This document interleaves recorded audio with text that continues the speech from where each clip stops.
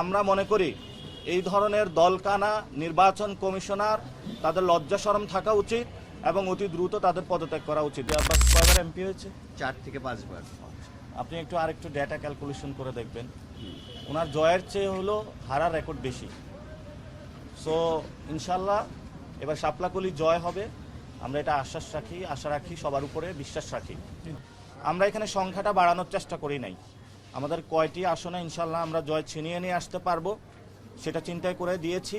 আমরা সবাই মিলে যাতে সরকার গঠন করতে পারি সেই প্রচেষ্টার অংশীজন হিসাবেই আমরা এই জোটে মনোনয়ন জমা দিয়েছি এবং যে বিজয়ী আসন হিসাবে আমরা নিয়ে আসতে পারবো সেখানেও হলো বিজয় আসন হিসাবে আমরা বেশি দেখেছি, আমরা সংখ্যা বাড়ানোর চেষ্টা করি নাই।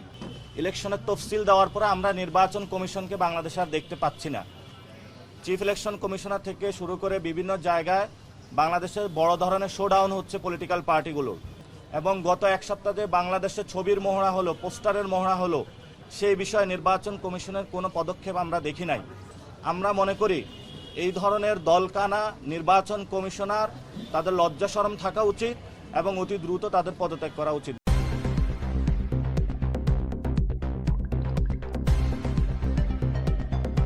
News Vision Digital Multimedia.